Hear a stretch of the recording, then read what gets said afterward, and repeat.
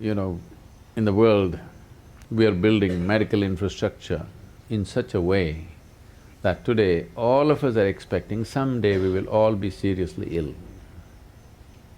It need not be so. If you live with Narmada ji, it need not be so. And not just her, there are many others. It need not be so if you know how to manage the elements, if not all of them. It's very easy to bring water and air into your control. These are two elements which are easily accessible. If you do this combination well and little conscious about what you consume, you will never go to the doctor. There was a time, for the whole town there used to be one doctor and it was enough. Today every street has 5 doctors and it's not enough. This shows how we're living. When we forget how to live, when we do not respect what makes our life,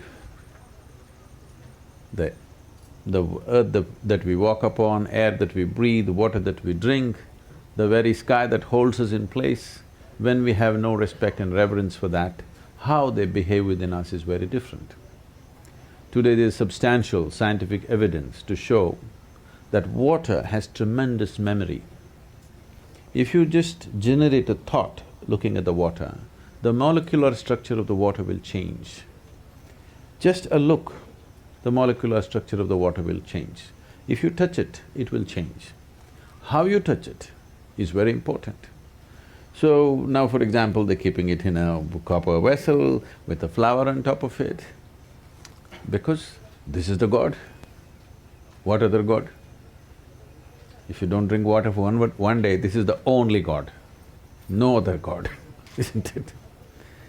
So, how you treat the water, the memory remains for a long period. So before we consume it or before it touches our body, how we treat the water changes the quality of everything in our system. This is a science we have always known, but today modern science has done enormous amount of experimentation on this. Now they're saying water is a liquid computer. The volume of memory and intelligence it carries by itself. It is a liquid computer. This is what they're saying, it's a fluid computer. We have always known this. What is called as tirth, why for one drop of water people go and stand in a temple, is because it has the memory of the divine. You want to take that into your system. If the deity is powerful and the water has touched the deity, it has the memory of the divine, you want that to enter your system. But being in a pure space like this, it's a blessing. If… there are certain ways with which you can be in the water. If one does that, every ailment, all chronic ailments will go. There are infectious diseases and chronic ailments. Infectious diseases are an invasion from outside. Other organisms are entering our body and troubling us. For this you need a doctor. You need warfare, you have to bomb them out. Chemical warfare is normally what we're doing. But over 70% of human ailments are self-help. We manufacture that within our system. This is simply because fundamentally, the way we are treating the elements within ourselves and around ourselves. The so-called modern life has absolutely no reverence to the substances which make our life. The life-making material is being treated badly and we're expecting it'll behave well within us and it will not. So being here at Narmada, it's time we bring back this culture because it's gone a full circle. Now modern science is insisting that water, the way you treat it is the way it's going to behave within you. And we must learn to treat it well. If we want to be healthy, if we want to be well, if we want to be successful, if we want to be prosperous, for all these things it's important the elements within you cooperate. If they don't cooperate, nothing will work.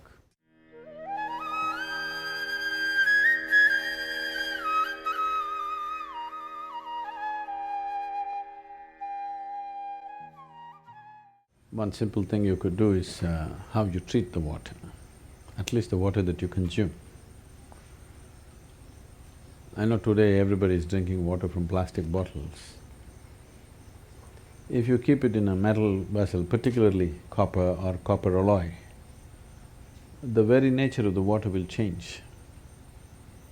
And traditionally, I don't know if it's still maintained in this part of the country, but in southern India, even now it's pretty common in traditional homes, where every day there is a puja for the water vessel.